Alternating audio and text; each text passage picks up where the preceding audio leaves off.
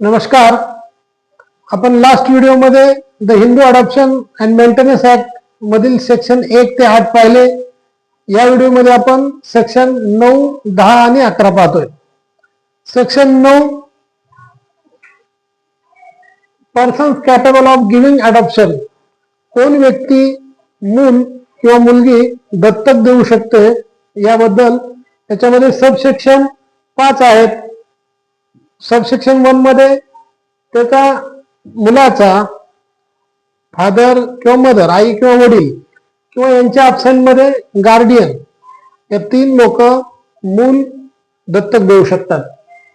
आता जर आई आणि वडील असतील तर दोघांनाही तो जो निर्णय आहे दत्तक देण्याचा, त्या निर्णय घेण्यामध्ये दोघांनाही समान अधिकार आहेत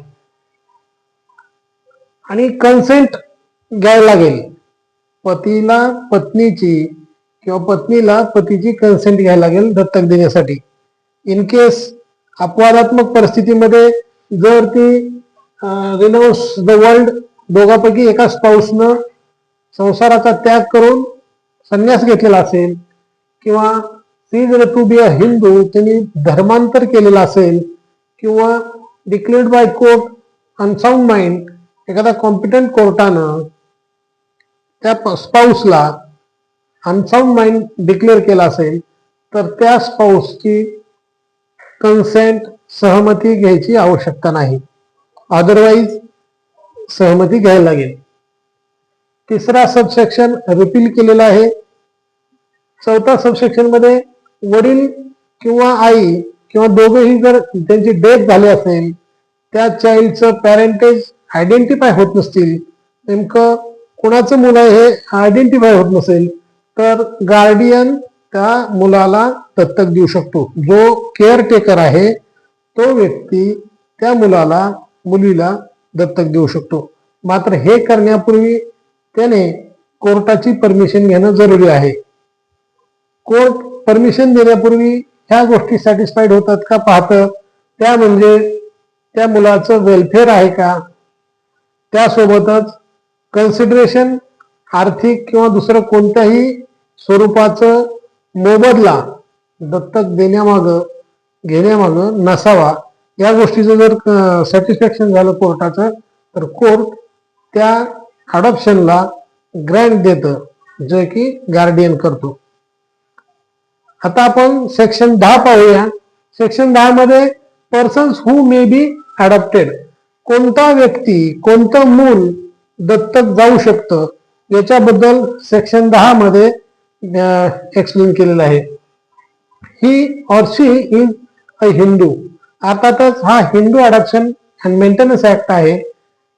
दत्तक जाणारा मुलगा किंवा मुलगी हिंदू हवी, त्यासोबतच नॉट ऑलरेडी अडॉप्टेड. जर ऑलरेडी अगोदरच जर दत्तक गेलेले असेल तर रिपीटेडली परत दुसऱ्यांदा ते अडॉप्टेड होणार नाही, दत्तक जाणार नाही. किंवा नॉट मॅरिड. जो मूल दत्तक जाणार आहे त्याचं लग्न झालेलं नसावं किंवा त्याचं वय 15 वर्षापेक्षा कमी असावं. परंतु या 2 गोष्टीला अपवाद आहेत. जर त्या कम्युनिटीमध्ये त्यांची रूढी असेल, परंपरा असेल, कस्टम असेल आणि त्या कस्टमची जर त्याला मान्यता असेल तर कायदा सुद्धा या गोष्टीला मान्यता देतो की जर ते मॅरिड असेल किंवा 15 पेक्षा मोठा असेल, 15 वर्ष वयापेक्षा मोठा असेल, तर अडॉप्शनला कायदा परवानगी देतो, जर त्यांच्या कस्टम मध्ये असेल तर, अदरवाईज नाही.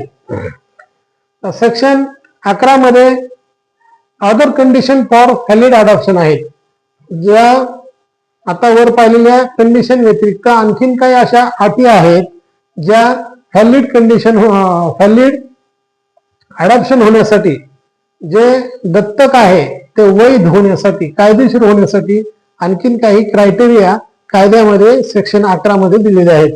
त्यातील फर्स्ट सबसेक्शन आहे, जर मुलगा दत्तक घ्यायचा असेल तर जे दत्तक घेणारे वडील किंवा आई आहेत त्यांना स्वतःचा हिंदू जिवंत मुलगा, नातू किंवा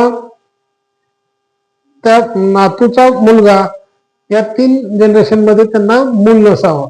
मुलगा जिवंत नसावा, हिंदू असा असेल तरच ते मुलाला दत्तक घेऊ शकतात. जर त्यांना मुलगी दत्तक घ्यायची असेल तर त्या दाम्पत्याला स्वतःची मुलगी नसावी किंवा त्यांनी दत्तक घेतलेली मुलगी नसावी किंवा त्यांच्या मुलालाही मुलगी नसावी. अशा कंडिशनमध्ये ते मुलीला दत्तक घेऊ शकतात. जर त्यांना स्वतःला मुलगी असेल तर दत्तक घेता येणार नाही. जरी त्यांनी दत्तक घेतलेली ऑलरेडी दुसरी मुलगी असेल तरी दत्तक घेता येणार नाही किंवा त्यांच्या मुलाला जरी मुलगी असली तरी त्यांना दत्तक घेता येणार नाही. त्यासोबतच सबसेक्शन 3 मध्ये सांगितलेलं आहे, जर अडॉप्शन बाय मेल, जर एखादा पुरुष एखादं बालक दत्तक घेत असेल मुलगी, तर ते मुलगी आणि तो पुरुष यांच्या वयामध्ये अंतर 21 वर्षाचं असावं असं कायद्यामध्ये बंधनकारक आहे. Subsection 3 section 11 in the adoption and maintenance act मध्ये. सबसेक्शन 4 आहे, जर फिमेल एखादा मुलगा दत्तक घेत असेल तर तो मुलगा आणि ती स्त्री यांच्या वयामध्ये 21 वर्षाचं अंतर असावं हा सबसेक्शन 4 सांगतो. सबसेक्शन 5 मध्ये same child not be simultaneously adopted, एकच मूल पुन्हा पुन्हा दत्तक होणार नाही किंवा जाणार नाही. दत्तकची प्रक्रिया त्याच्या लाईफ मध्ये फक्त एकदाच होईल, सायमल्टेनियसली 2 वेळा 3 वेळा असं होणार नाही. सबसेक्शन 6 सांगतो, child must be actually given and taken by parents.